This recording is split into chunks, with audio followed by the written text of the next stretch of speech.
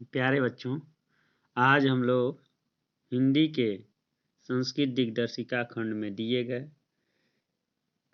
आत्मज्ञः एव सर्वज्ञः नामक पाठ का हिंदी अनुवाद पढ़ेंगे तथा इसका संदर्भ कैसे लिखना है उसे आप लोग ध्यान से देखेंगे।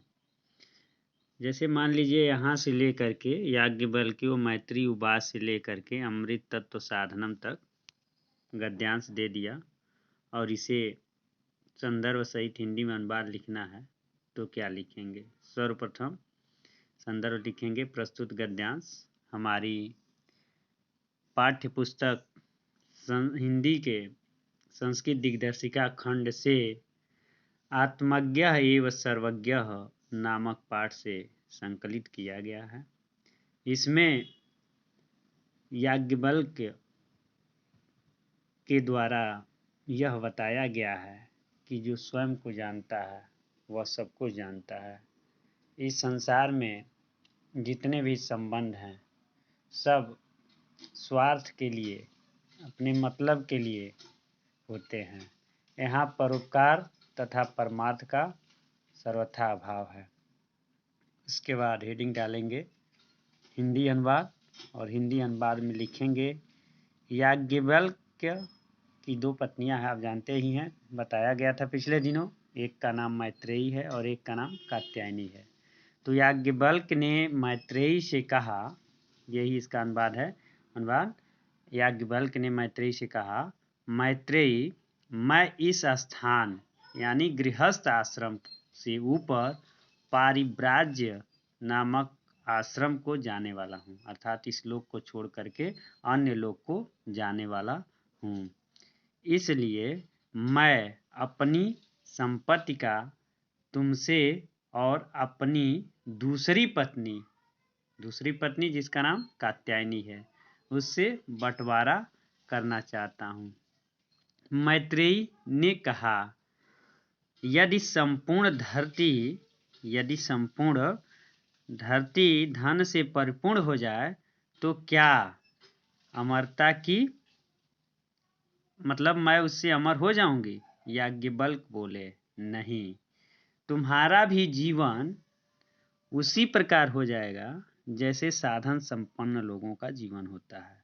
संपत्ति से यानी धन से अमरता की आशा नहीं की जा सकती। मैत्रेयी बोली, मैं जिससे अमर नहीं हो सकती भला उसका मैं क्या करूंगी? हे स्वामी, हे प्रभु, आप जो अमरता का साधन जानते हैं वह ही केवल मुझसे बताएं। याज्ञवल्क्य ने कहा, तुम मेरी प्रिया हो और तुम प्रिय बोलती हो। आओ बैठो, मैं तुमसे अमरता के साधन की व्याख्या करूंगा। ये आपका यहाँ से ले करके यहाँ तक का हिंदी अनुवाद हुआ।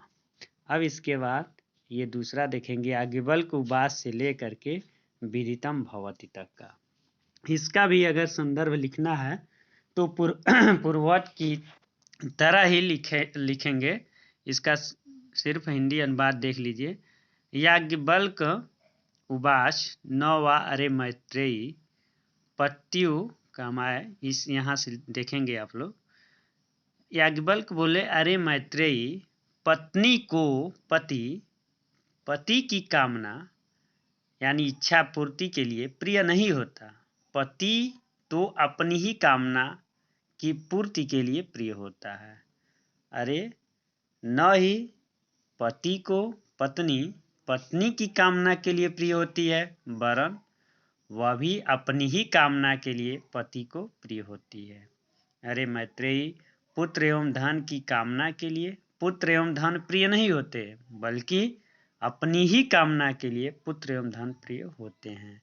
सबकी कामना के लिए सब प्रिय नहीं होते, सब अपनी ही कामना के लिए प्रिय होते हैं। इसलिए हे मैत्रेयी, आत्मा ही देखने योग्य है, दर्शन करने योग्य है, सुनने योग्य है, मनन करने योग्य है तथा ध्यान करने योग्य है। आत्मा के दर्शन से अवश्य ही यह सब ज्ञात हो जाता है। इस प्रकार आज मेरे द्वारा आत्मज्ञा एवं सर्वज्ञ पाठ का केवल हिंदी अनुवाद बताया गया है और इसे आप लोग बड़े अच्छे ढंग से सुन करके अपने हिंदी की कॉपी में इसका अनुवाद अवश्य लिख लेंगे। यह पाठ परीक्षा की दृष्टि से बहुत ही महत्वपूर्ण है। तो आज के लिए बस इतना ही। अगले दिन हम लोग अगले पाठ के बारे में पढ़ेंगे। तो आज के लिए इतना ही। धन्यवाद।